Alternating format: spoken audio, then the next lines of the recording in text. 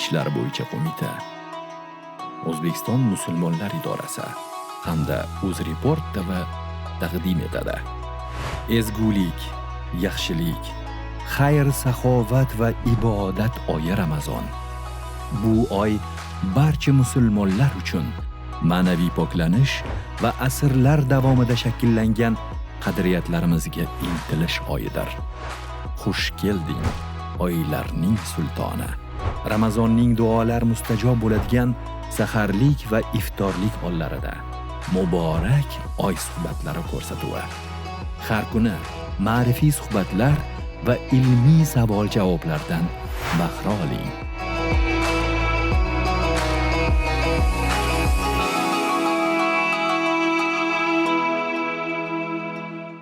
Assalomu alaykum aziz yurtdoshlar, muhtaram tomoshabinlar, muborak oy suhbatlari ko'rsatuvining doimiy kuzatuvchilari, muxlislarimiz. Barchangizga Ramazonning navbatdagi kuni muborak bo'lsin deymiz. Robbimiz qilayotgan ibodatlarimiz, tutayotgan ro'zalarimizni dargohida husni qabul aylasin. Azizlar, siz uchun Ramazon oyida hozirlagan sovg'amizni taqdim etishga biz shaymiz. Bugun ko'rsatuvimizning aziz mehmoni O'zbekiston musulmonlar idorasi Qur'on va tajvid bo'limi rahbari Ustoz Shayx Alijon qori Fayzulloh Mahdum o'g'illar. Assalomu alaykum. Va alaykum assalom. Hazrat, xush kelibsiz studiyamizga. Xush ko'rdik. Ramazon muborak bo'lsin sizga. Hammamizga, barchamizga muborak, elimizga, yurtimizga muborak bo'lsin. Sizni orzu qilib kutdik. Ko'rsatuvimizda ishtirok etishingizni, bizga yozilgan maktublar, izohlarda sizni taklif etishimizni ko'plab yurtdoshlarimiz iltimos qilishdi. Mana ularning duolari, iltimoslari bugun ijobat bo'ladigan kun ekan. Bundan boshimiz osmonga yetdi. Har doim Alloh ilmingizga, umringizga ziyodalik bersin. Amin. Amin. Bugun bir ajoyib mavzuda suhbatni amalga oshirishni niyat qilganmiz. Ya'ni Ramazon nafaqat ro'za tutiladigan oy, balki bu oyni bir fazilati, barokati bu oyda Qur'on nozil bo'lgani bilan hamdir. Shuning uchun bugun siz bilan aynan Qur'oni Karim haqida, Ramazon oyi, Qur'on oyi degan umumiy bir sarlavha ostida suhbatni amalga oshirishga harakat qilamiz. Marhamat. Bismillahirrohmanirrohim. Alhamdulillah. Vassalatu vassalamu ala sayyidina Rasulillah. Thumma amma ba'du. Avvalambor men bu muborak fursatlar deymiz buni biz. Bu muborak fursatlardan foydalanib butun elimiz, yurtimiz, barcha mo'min musulmonlarni Ramazon sharif bilan qutlab, har birlarimizni Alloh bu kunlar, bu tunlarda qilayotgan ibodatlarimizni o'zini dargohida husni qabul aylasin deyman. Albatta siz bizni taklif qilar ekansiz, biz ham juda ham sevinib keldik, chunki aynan sizni kanalingiz alhamdulillah nafaqat bugun O'zbekistonimizda, dunyoda o'sha turkiy zabonlar ham, aynan bizni o'sha xorijdagi o'zbek millatimiz ham, jamiki o'sha musulmonlarga alhamdulillah bugungi kunda bu ko'rsatuvlar orqali ko'plab ilm va ma'rifatni yetkazib turibsiz. Alloh yana ham zafarli qilsin. Lekin bir sirni ochsam, chunki bugun Ramazon aytganingizdek dildan suhbat-ku. Bu savol alhamdulillah men qarib 30 yildir Qur'on xizmatidaman. Allohga hamdlar bo'lsin. Bu savol talabalarimizdan ham, muxlislardan ko'p berilgan. Ammo bu Ramazonning barakotlaridir-da. Yoki aynan muxlislaringizga sizni biroz maqtab qo'ymoqchiman aslida. Nega? Siz savolni berayotganingizdan, berib turganingizdan shunaqa holat boshlandiki, butun badanim junjukdi. Savolingizni o'zidan. Alhamdulillah. Alloh Robbim shohid, Alloh shohid, bu ulug' kunlar, tunlardamiz. Birinchi marta menda bu savoldan keyin hali savoli birinchi marta shunday bo'lishligi bu inshaalloh deymiz. Qalbingizdagi bu Qur'on muhabbatidir va ishingizni qalbingizdan sevib amalga oshirayotganligingizni bir inshaalloh albatta belgisidir. Inshaalloh. Muxlislaringiz yana ham ko'paysin. Amin. Ilm va ma'rifatni yoyishda Alloh taolo sizga yor va madadkor bo'lsin. Allohumma. Va siz bilan bu joyda xizmat qilib turgan bu studiyadagi barcha mutasaddilarni Alloh ikki dunyoda oliy qadr aylasin. Amin. Amin. Albatta Ramazon aytganingizdek bu Qur'on oyidir. Zero Robbimiz azza va jalla buni o'zi bayon qilib, o'zini kalomida A'udhu billahi mineşşeytanirracim.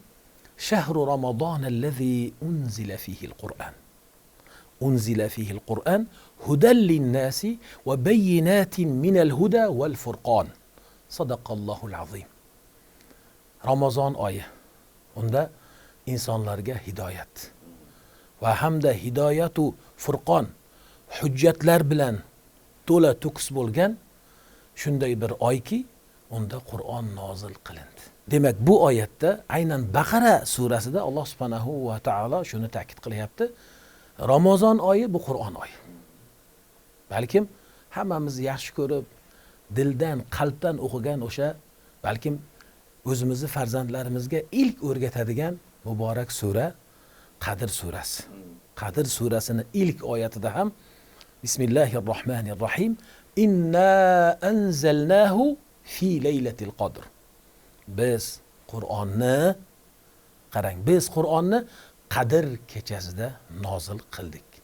Va aynan Duxon surasini 3-oyatida Inna anzalnahu fi laylatin mubaraka. Biz uni, ya'ni Qur'onni muborak bir kechada nozil qildik. Muborak kecha u o'sha Qadr surasida aytilganidek, u Qadr kechasini aynan ta'kidi bo'ladi. Demak, bu oyatlardan bilindiki, Qur'oni Karim Ramazoni sharifda, balkim Ramazoni sharifni kechalaridan bo'lgan o'sha qadrli kecha, muborak o'sha tunda nozil qilindi.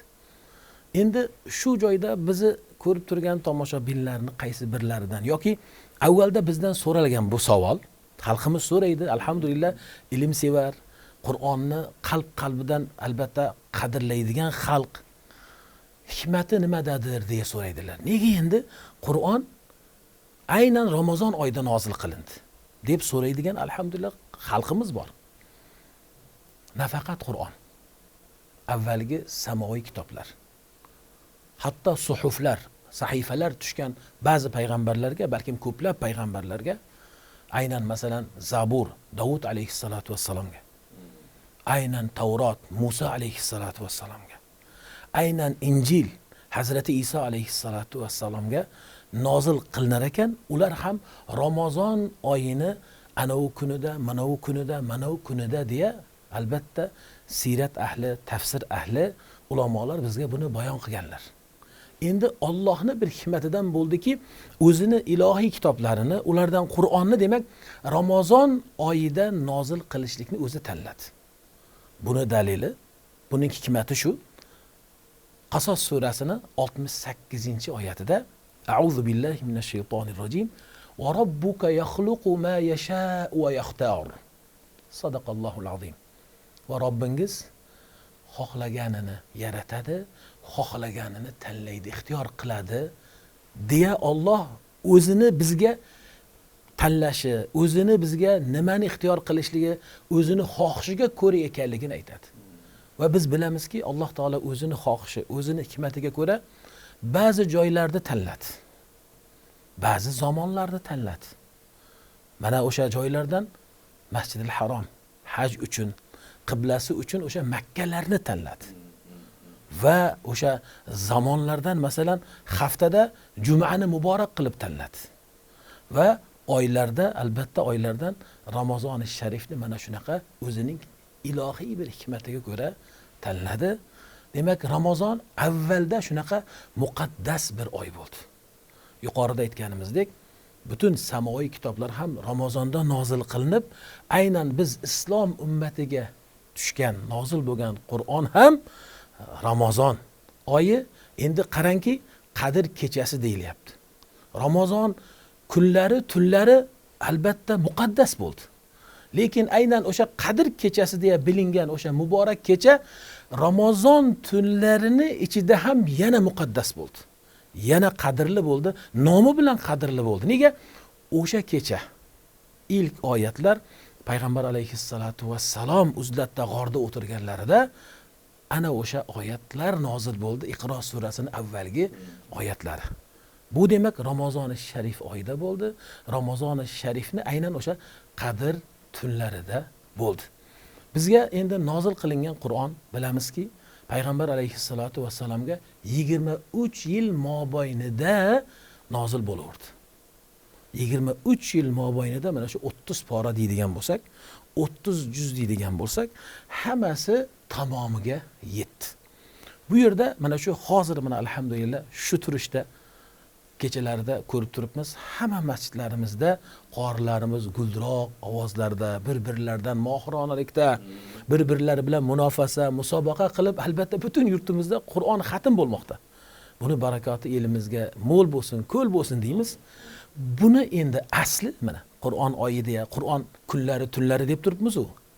Buni endi asli nuzuli, uni nozil bo'lishligi Ramazon oyida boshlangan Qur'on payg'ambar alayhissalotu vassalomga oyatlar, o'sha vahiylar tushar ekan, har Ramazonda buni takrori bo'lgan.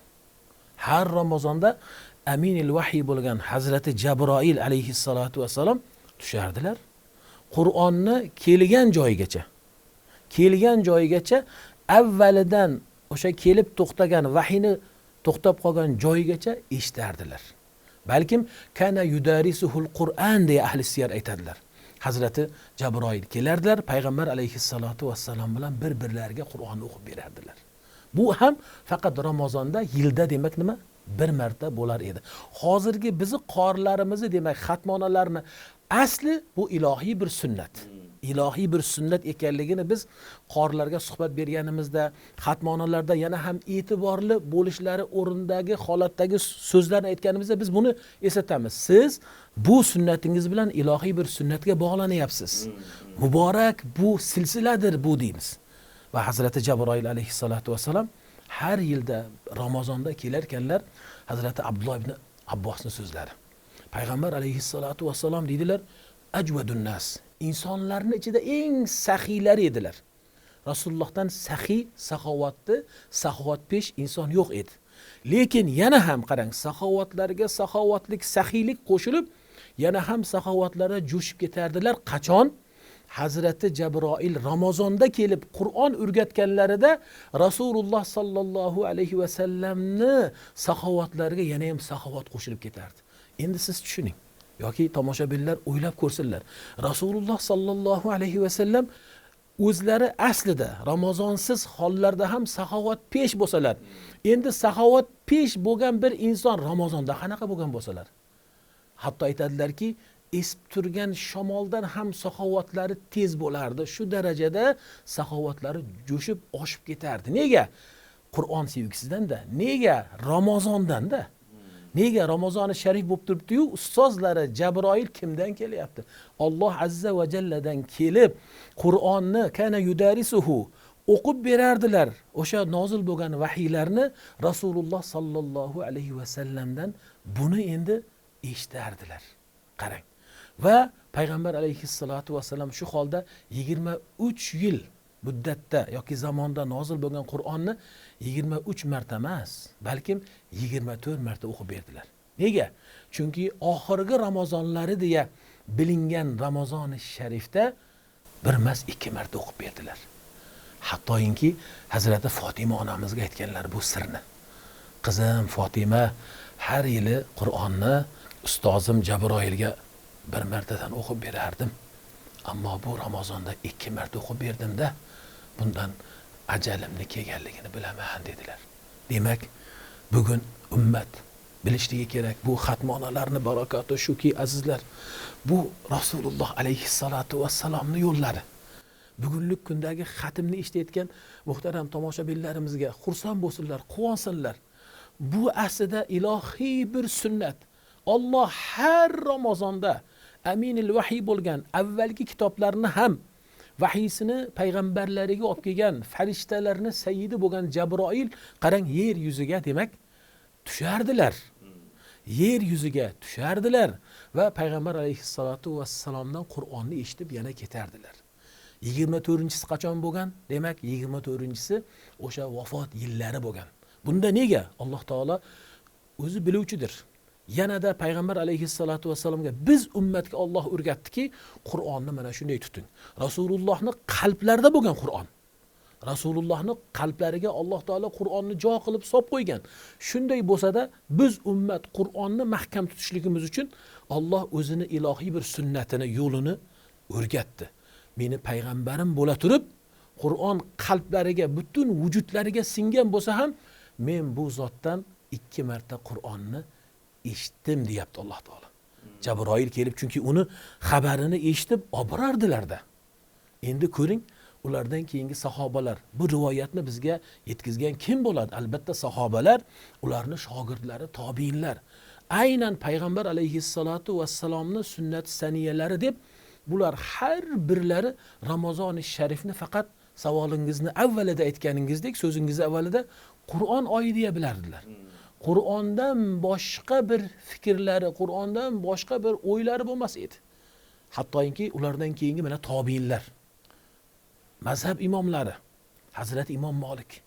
Hazrat Imom Malik qarang, Ramazon sharif e'lon qilindi, qo'llaridagi masalan sunnat kitoblari, ya'ni hadis kitoblari, fuqaho bo'lganlar yopardilar. Innama jaa shahrul Qur'an derdilar. Kitoblarni yopib faqat Qur'on mudorasasi, Qur'on ta'limida o'tirardilar. Hattoyinki qarang, tolibi ilmlarni savollardan qochardilar. Birodarim yoki shogird, murid, buni shu Ramazondan keyin bering, hozir vaqtim qisqaroq. Yana bir boshqa salaf solihinlarimizdan, ulamolarimizdan keladiki, zuhriylar masalan. Ularga Ramazon-i sharifda hazratim mana bu savolni bilmoqchi edimda, shuni javobi qanaqa bo'lar ekan desalar, to'xta, men Qur'ondaman.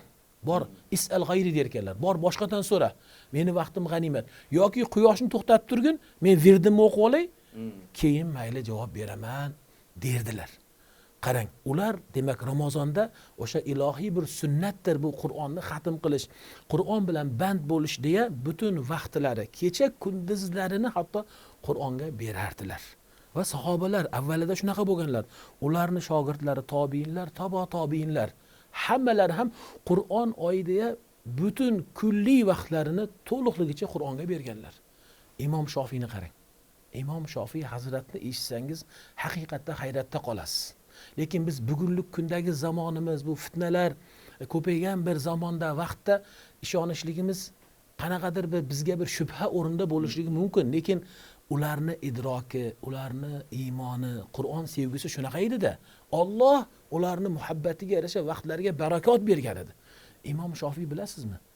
Har Ramazonda keladi. Bu sahih bir rivoyat. Balki mutavotir rivoyat, ya'ni ko'plab jamoat buni rivoyat qilganlar, ko'rganlar, kana yaxtimu fi Ramazon 60 xatma deb keladi. Ramazon-i sharifda u kishi azizimiz, ulug'imiz 60 ta xatm qilar ekanlar. Qarang, kunduziga bitta xatm, kechasiga bitta xatm. Subhanalloh, hayratda qolasiz. O'zi ularni xatmonalari Ramazondan boshqa davrlar yoki boshqa zamonlarda ham shunaqa edi. Endi Ramazonda aynan xossatan xatmlari mana shu holatda bo'lardi. Imom Buxoriyimizni o'zlarini aytaylik. Hazratimiz Imom Buxoriyni har kunlik Ramazonda bittadan xatmlari bo'lardi. Yana ajablanarli joyi, ibratli o'rinlari qarang, shuki o'zlari bilan ma'nafsihi deydilar. O'zlari bilan bitta xatm, o'zlarini nafsda, o'zlari Qur'onni ochib olib, yoddan bir xatm va yana har kuni Ramazonda o'zlarini shogirdlariga to'liq bir xatma qilib, har kunlik bir xatmni imom bo'lib o'qib berardilar. Va oxirgi 10 kunliklarni yana g'animat deya, chunki bilamizki, payg'ambar alayhissalatu vasallam oxirgi 10 kunlarida yana ham ibodatda shijoatli bo'lib, juda ham mustahkam bo'lib, hatto yuqizu ahlahu deb keladi. Ahli beytlari, onalarimizni ham uyg'otardilar.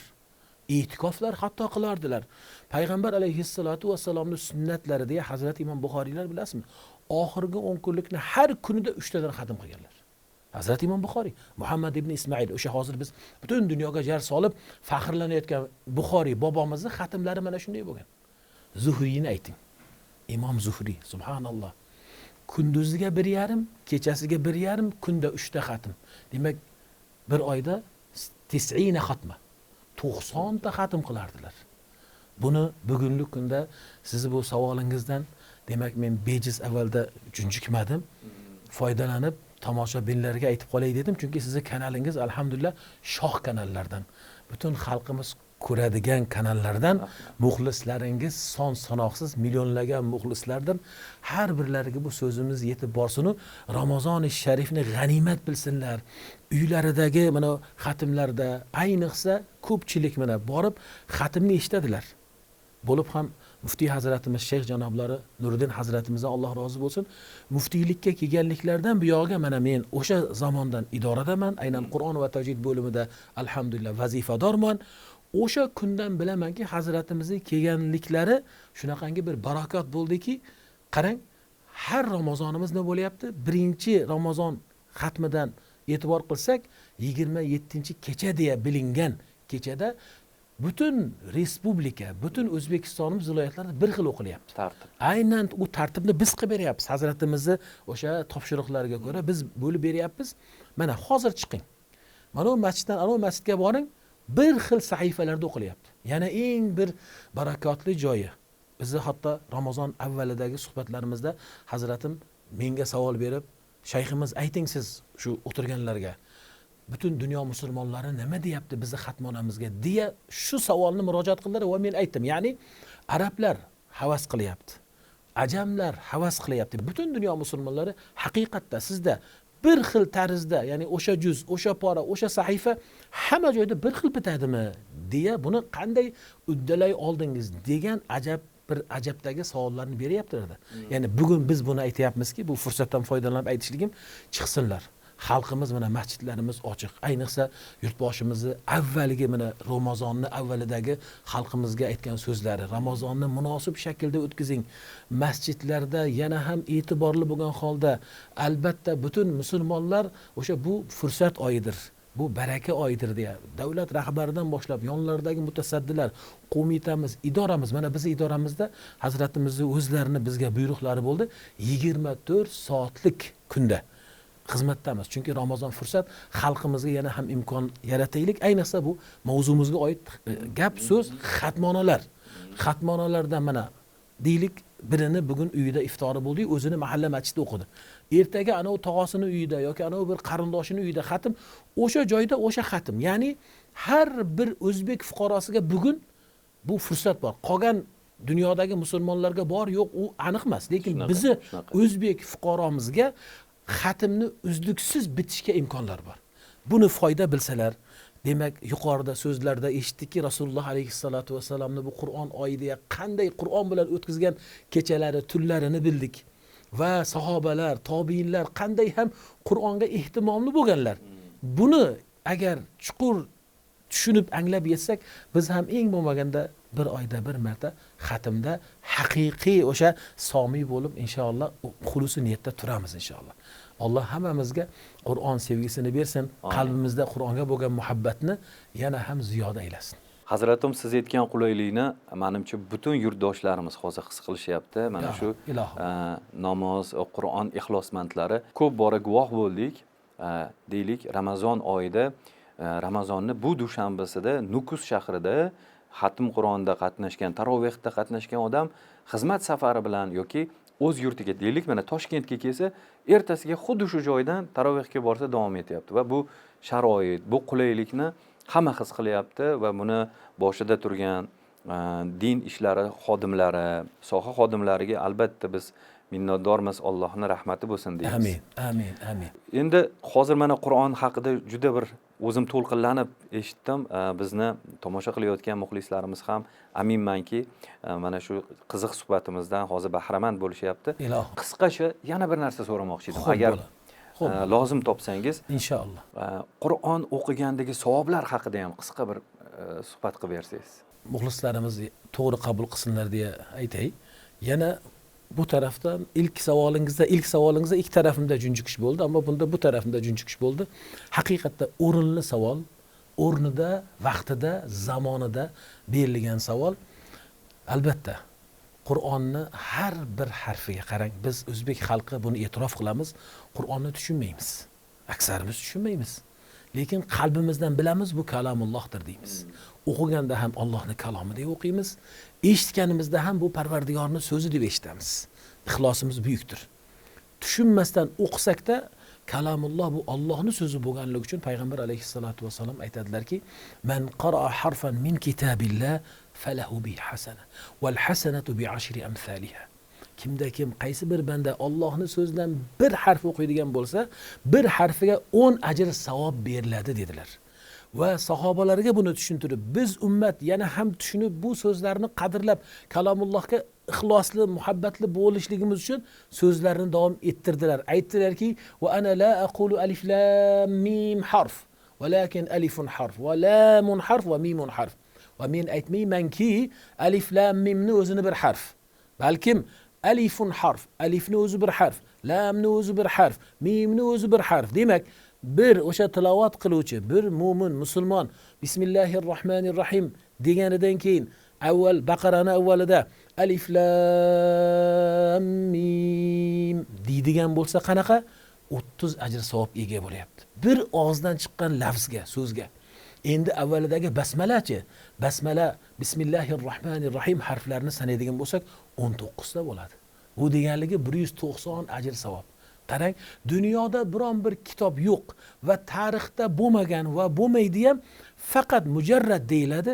Quruq o'qiganimizni o'zini harfiga bunaqa savob berilishlik kim bera oladi yoki qayerda bor, qaysi bir kitobda yozilgan yoki qaysi bir kitob bu imkonni bera oladi? Bu faqat Allohning kitobida bo'ladi. Endi shu o'rinda bugun endi xatmona eshitayotgan xalqimizga buni aytamiz. Xo'p, qora aka, Hazrat bu qorlar o'qiyapti kuni.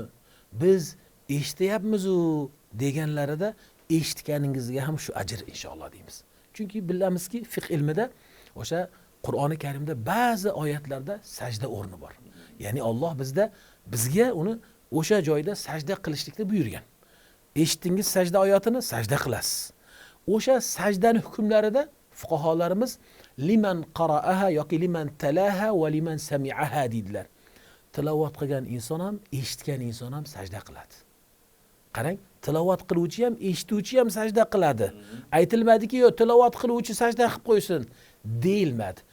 Eshitdingiz o'sha oyatni, tilovat qiluvchi boshqa shaxs, siz ham sajda qilyapsiz. Xuddi mana shundayin eshitgan insonga ham inshaalloh ulamolarimiz so'zdir. Xuddi tilovat qilgan qori kabi har bir harfiga 10 ajr savob yoziladi. Alloh taolo bugunlik kundagi xatmonalarimizda bu ajr savoblarni hammamizga ko'plab inshaalloh ya Rob duo qilamiz, ato aylasin. Hazrat, biz endi ko'rsatuvimizning bir an'anasi bor. Ko'rsatuvimiz birinchi qismida mana shunday ajoyib mavzuda suhbatni amalga oshiramiz. Ikkinchi qismida savol-javobni qilamizda. Muxlislarimizdan kelgan savollar bo'ladi. Lekin men bugungi ko'rsatuvimizda sizni tashrifingizdan unumli foydalangan holatda aynan mavzuyimizga oid bo'lgan savollarni sizdan so'rab olsam, lozim topsangiz qisqaroq, lozim topsangiz uzunroq qilib javob bersangiz. Xo'p bo'ladi. Agar sizni vaqtingizga qaraymiz, bu bizni o'zimizni qalbimizdan sevgan ilm bo'lganligi uchun biz har vaqtga hozirmiz, tayyormiz. Alloh rozi bo'lsin. Amin. Hozir mana Qur'onga muhabbat degan tushuncha bor. Farzandlarimiz, o'sib kelayotgan avlodni mana shu Qur'onga muhabbat bilan ulg'aytirish yo'lida qanaqa ishlarni amalga oshirish kerak? Qanday amallarni qilsak kelajak avlodimiz Qur'onga muhabbatli bo'lib tarbiyalanadi? Yashang, mashaalloh. Haqiqatda ilohim bunday suhbatlarni bizdan ko'p talab qiling-u, sizni bu barakotli studiyangizda, barakotli ko'rsatuvingizda biz olgan bu ilmlarimizni bizga omonatdir. Ilohim sizni sababingizdan, barakotingizdan xalqimizga yetkazishlikni Alloh nasib etsin. Albatta har bir ota-onani shu dunyodagi birinchi g'ami albatta o'ylagan o'yi bu farzandlar tarbiyasi, farzandlar kamolidir. Va shu sababdan ham bu savolni biz berishligimizni, sahobalar ham bu savolni berishligini bilgan zot Alloh azza va jalla payg'ambar alayhissalatu vassalomni qalblariga solib, tillarida, muborak tillarida buni javobini o'zlari aytganlar. Ya'ni har bir ota-ona farzandim desin, u farzandim qori bo'lsinki, menga ajr mukofot ko'plab ato qilinsin deyishlarimiz uchun yoki har bir ota-ona bu fikrda bo'lishlari uchun Rasulullohni o'sha havodan bilamizki oyat karimada Rasululloh faqat u zotga vahiy qilgan so'zni so'ylaydirlar. hech qachon o'zlaridan emas, balkim u zotga vahiy qilingan so'zlarni sizga yetkazadi deya Alloh oyat-i karimada marhamat qiladi. O'sha so'zlarga binoan demak bu Allohning so'zi. Nima deydilar payg'ambar alayhissalatu vassalam? Qaysi bir bandani farzandlari hofizi kalomulloh bo'lib, Qur'onni avvalidan oxirigacha to'liq yodlaydigan bo'lsa, yulbasu walidahu tajan dawuhu ahsanu min dawi shamsi fi dunyakum. Agar qaysi bir ota-onani farzandi Qur'onni to'liq yodlaydigan bo'lsa, o'sha ota-onaga validahu deb keldi. O'sha ota-onaga qiyomat kunida quyoshni nuridan ham porloq bo'lgan tojlar kiydiriladi dedilar. Endi buni eshitgan musulmon xuddi savolingizga murojaat qilganingizdek nima bo'ladi? Demak, men qiyomat kunida quyosh nuridan ham porloq bo'lgan. Masalan, men hozir mana shu turishimizda chiroqlaringizni qarab to'liq qara olmayman. Bu bir chiroq, quyosh emas. Endi quyoshni o'ziga mutlaq qara olmaymiz. Endi u tojni o'zi quyosh, sizni dunyongizdagi quyoshingizni nuridan ham porloq deya Rasululloh alayhissalatu vassalam hatto buni vasflab berganlar. Xo'p, javobi nima bo'ladi? Javobi albatta shunday bo'ladi. Javobi ota-onani birinchi namuna bo'lishlik. Xo'p, ota-ona deylik qanday imkon bo'lmadi, boshqa bir sohalarda o'qidi, eliga, yurtiga, boshqa hayot qirralarida xizmat qildi. Rahmat, ajri savobi bordir. Lekin bugunlik kunda, ayniqsa mana bugunlik kunni shu fursatdan foydalanib yana aytaylik. Tomoshabinlarni ko'pi bilmasligi mumkin, lekin bilsinlar. Bilasizmi, muhtaram yurtboshimizning tashabbuslari bilan har viloyatlarimizda bugun Qur'on kurslari ishlab turibdi. Aynan ota-onalarga mo'ljallangan Qur'on kurslari 3 oylik. 3 oyda hattoki o'tgan yilda 2025-2024-yilda Surxondaryoda o'sha bitirgan bitiruvchilarni taqdirlashga borganimda 85 yoshlik bir otaxonni o'sha Qur'onni o'qib o'rganib olganliklarini o'zim ko'zim bilan ko'rib yig'ladim. Ya'ni bugunlik kunda farzandlarini qori qilaman, qiyomatda, jannatda yana aytaylik. Jannat ahli havas qolar ekanda. Jannatda bo'lmasam nima yetishmovchilik bor? Jannatda ko'z ko'rmagan, quloq eshitmagan, insonning xotirasiga, xayoliga kelmagan butun ne'matlarning ichida g'arq bo'lib turgan jannat ahli bir ota-onani farzandini sababidan toj kiyganlarida der ekanda. Meni ham shoyat farzandim koshki der ekan. Koshki kiysaydi, koshki yodlasaydi, men ham kiysaydim der ekan. Jannatda turib o'shani qo'msalar ekan.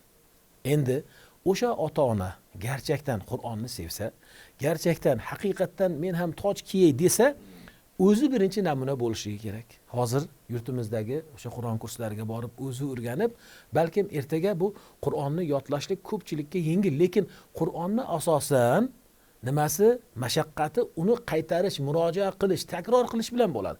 Ana o'shanda endi o'zlari ham mazza qilib o'zini sulolasi, o'zini zurriyoti, o'zini nasli o'qigan paytda mazza qilib uni takroriga uyda o'tirib qarab turishligi uchun ham ota-onani demak bu joyda buyuk burchi bor. Ya'ni ota-ona birinchidan o'zlari Qur'on o'quvchi, agarda imkoni bo'lmasa-da o'sha farzandlarini Qur'onga qiziqtiruvchi. Xo'p, yana biz o'qiy olmadik hazrat, imkonimiz bo'lmadi. O'sha yo'lda bolaga himmat beradigan. Hozirgi tilda urf bo'lib ketdi, endi gapiramiz, motivatsiya. O'sha motivatsiya beradigan so'zlar, motivator bo'lib nima qilishligi kerak? Mana alhamdulillah hozir tafsir kitoblarimiz bor. Hazrat Sheyx Muhammad Sodiq Muhammad Hazratlarining qanchadan qancha kitoblari, boshqa ulamolarimizning kitoblari. Aynan masalan shu o'rinda aytib ketaman, Alloh taolaning menga bergan bir buyuk bir ne'matlari. Uni men kitoblarim ichida shoh asarim deyman. Shafoatul Qur'oni Karim degan bir kitobimiz bor. Qur'oni Karim shafoat. U meni 27 yillik Qur'on va qiroat shariat ilmlarida olgan, topgan ilmimni bayoni o'sha joyga bitilib, meni o'sha shoh asarlarimdan bo'ladi. O'sha eng buyuk motivator. Nega? Unda biz asosan payg'ambar alayhissalatu vassalomni o'zlarining nurli muborak so'zlari bizni Qur'onga targ'ib qilib, Qur'onga chaqirganlarda ichida hadisni sharhi, qarang, hadisni sharhi shunday qilinganki, o'tgan ulamolarning hayotlaridan ba'zi bir hollarni iqtibos qilib, ular Qur'on o'qiganliklari uchun Qur'on ularni qanday shafoat qildi dunyoda. Bilamizki, Qur'onning shafoati ikki xil bo'ladi. Biri dunyomizda bo'ladi, biri oxiratimizda bo'ladi. Dunyomizdagi bo'lgan shafoatlar, Qur'on o'zini ahlini qanday shafoat qildi? Va u yerdagi voqea, u yerdagi qissa yoki u yerdagi rivoyat sohiblari haqiqatda shu dunyomizda yashab o'tganlar. Bir ertak yoki bir rivoyat emas, balkim u yerdagi qissa sohiblari real voqeadan olingan holda yozilgan bir qissalar. Masalan, Amir Temur bobomizni hech kim inkor qilmaydi, to'g'rimi? Amir Temur bobomiz tarix sahifalariga juda muhrlandilar. Qiyomatgacha inshaalloh qoladilar. Va o'sha Amir Temur bobomizdek birlari, sohib Qur'on birlari Hazrat Muhammad ibn Muhammad al-Jazariyni Samarqandga olib kelib, u kishini ustoz qilib qo'ygan hollari, u kishi, ya'ni Muhammadul Jazariy shu darajadaki, yana tomoshabinlar bilsinlar, xo'p, Amir Temur bobomiz olib kelgan u zot kim bo'lganlar desangiz, ayni Imom Buxoriy hazratlari kabi. Faqat Hazrat Imom Buxoriy hadis ilmining sultoni bo'lsalar, Muhammad ibn Ali ibn Yusuf al-Jazariy hazratlari Shomlik, bu Damashqlik bo'lganlar, ular qiroat ilmining sultonlari. Hatto aytadilar o'zlari, Allohga qasam deydilar Imom Jazariy. Amir Temur bir kuni qasam ichdilar. Hali bir kuni keladi, men o'sha qiroat sultoni bo'lgan Muhammad al-Jazariyni olib kelib, ilm yurtim O'zbekiston, Samarqandga olib kelib, u kishini ustoz qilib, butun dunyoga u kishini muallim qilib, ilmdan Qur'on tarqataman. Qur'on ta'limini beraman. Va men shu amalim bilan, qarang, e'tibor qiling. Va men shu amalim bilan, shu qilib qo'ygan amallari bilan o'zimga zamondosh bo'lgan shohlar, amir umarolariga shu bilan faxrlanaman deganlar. Qarang, o'zlarini armiyalarini yoki o'zlarini davlatlarini aytmadilar. Bir ulamoni olib kelib, izzatlab, sharaflab, ulug'lab qo'yishlari bilan o'zimga zamondosh o'sha hukmdorlarga faxrlanaman deganlar. U haqiqatda bo'ldi. O'sha Boyazidni mag'lubiyatga uchratib, ilk so'ragan savollari shu bo'lgan: qanlar Jazariy? Chunki Boyazidni o'sha davlatida u kishi xizmatda edilar. Hammalariga o'zlarini albatta qo'pol muomalasini qilsalarda, lekin Jazariy hazratlarini ko'tar qilib olib keldilar. Va bilamizki, tarixdan hammamiz Hazrat Amir Temur bobomizni o'sha ilm ahliga bo'lgan muhabbatlari, iymonlari, e'tiqodlari, o'zlari ham hofizi Qur'on bo'lganlar. O'ng taraflariga ulamolarni, chap taraflariga vaziri uzarolarni hukmda o'tkazardilar. Va doim o'sha o'ng taraflariga o'tkazgan Muhammadul Jazariy bo'ladilar. Olib kelib, avvalda Imom Taftazani, Imom Said Jurjoniylar o'tirgan bo'lsalar, ulardan ham avval muqaddam qilib o'tkazib qo'yib, birinchi o'nglikka u zotni o'tkazganlar. Mana shunday, ya'ni u kitobimizda motivatsiya bermoqchi bo'lgan ota-onaga buyuk motivator bo'lib, motivatsiyalari bor. Haqiqatda men hammani shunga targ'ib qilaman, u kitobim bo'lganligi uchun emas. Balki men bugungi kunda o'zim kelgan muxlislarga tekin tarqatib o'tiraman. Undan bir dunyoviy, bir moddiyat umid qilgan bir emasman. Allohim shohiddir, biz ulug' kunlar, muborak tunlardamiz. Deganligim shuki, savolingizni albatta kengroq qilib javob berishga harakat qilmoqdaman. Nega? Biz o'zbek xalqimizni ixlosi juda ham buyuk. Shuning uchun ham bizi xalqimizni boshqa xalqlar muxlis xalq deydilar. Shuning uchun ham Buxoriylar, Termiziylar bizlardan chiqdilar. Avvalda bilasizmi, shu islomni shu diyorlarga olib kelgan o'sha islom fotihlari deymiz biz bularni. Islom fotihlari shunday qarab aytgan ekanlar. Ha, bizni o'sha zamondagi ota-bobolarimizni iqtidori, ixlosi, muhabbatini ko'rib, ha, islom mana bu joyda ko'karar ekanda deganlar. Demak, avvaldan azaldan muxlis bo'lgan bu xalqimiz Qur'onni haqiqatda qalb-qalblardan sevadilar va uni yo'lida har birlari imkon qadar Qur'onni sevganlaridan harakat qiladilarki, farzandlarim qori bo'lsin deya. Bugun endi sizni savolingizdan shuni aytamiz. Farzand qori bo'lishlik uchun ota-onani o'zi namuna va o'sha farzand qori bo'lishlik yo'lida ularga beriladigan shijoat, himmatni ko'paytirishligimiz kerak. Ayniqsa xonadonlarimizda mana YouTube'larimiz, xonadonlarimizda mana o'sha internet, o'sha tarmoqlari, bizni O'zbekiston musulmonlari idorasining kanali dunyoga butun ilm ma'rifatni tarqatadi. Aynan bizni o'zimizni qo'limizda bugungi kunda Al-Qur'on portali, prezident administratsiyasidan, diniy qo'mitadan, O'zbekiston musulmon idorasidan ruxsat bilan aynan mana biz o'sha Qur'on xodimini, kamina xodimingizni to'liq Qur'oni unda alhamdulillah qo'yib qo'yilgan. video shaklida qo'yib qo'yilgan. Muallimi saniylarni talaffuzini o'sha arab talaffuzi, payg'ambar alayhissalotu vassalomning qiroati deya ochiq aytamiz biz qiroatimizni. Alhamdulillah. Chunki unda bizga kelgan shajaralar bor va unda tasdiqnomalar bor. Ya'ni deganligimizki, bugun xalqimizni, farzandimizni qori qilaylik degan har biriga yetarli bizda o'sha imkoniyatlar bor. Faqat ozgina ijtihod, ozgina harakat va ko'proq aynan aytamiz duo. Duo qilishlari kerak, farzandlarni qori, qurro bo'lishlariga inshaalloh. Va mana shunda har biri inshaalloh xalqimiz o'zlarining niyatlariga yetadilar inshaalloh. Hazrat, mana shunday mazmunli suhbat uchun, berilgan savollarga mana shunday mufassal javoblar uchun sizga minnatdorchilik bildiramiz. Ochig'i sizni qo'yib yuborgim yo'q. Lekin iftorlik onlari yaqin. Undan keyin mana taroveh namozlariga chiqamiz inshaalloh. Va umid qilaman, millionlab muxlislarimiz qatori men ham yana tashrifingiz bilan bizni xursand qilasiz. Zotan hali Ramazonni boshida turibmiz. Qolgan kunlarda ham sizni mana shunday go'zal suhbatlaringizdan bahra olamiz. Birga bo'laylik inshaalloh. Ketkazgan vaqtingizga, bergan ilmingizga rozi bo'lasiz. Biz rozimiz. Ishlaringizga omadlar. Yana ham bu ilm va ma'rifatni, bu o'sha ziyoni taratishingizda, yetkazishligingizda sizga va siz yoningizdagi turgan bu safdoshlaringizga Alloh yana mo'l-ko'l madadlar bersin. Amin, amin.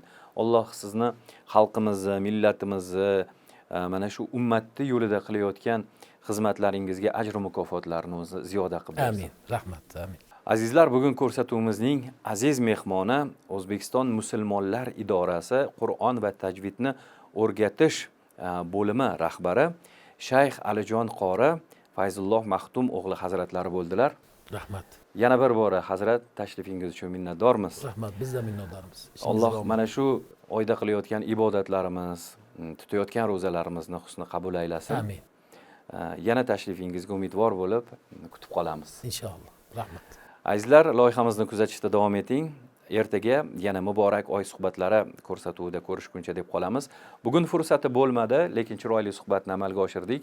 Muborak oy bot Telegram kanali orqali savollaringizni yuborishda davom eting. Biz ertaga tashrif buyuradigan ahli ilmlarimiz, imomlarimiz bilan albatta ularga yordamlarda, ularga savollarga javoblarni izlashga harakat qilamiz. Alloh hammangizdan rozi bo'lsin. Ertaga ko'rishguncha xayr azizlar, salomat bo'ling.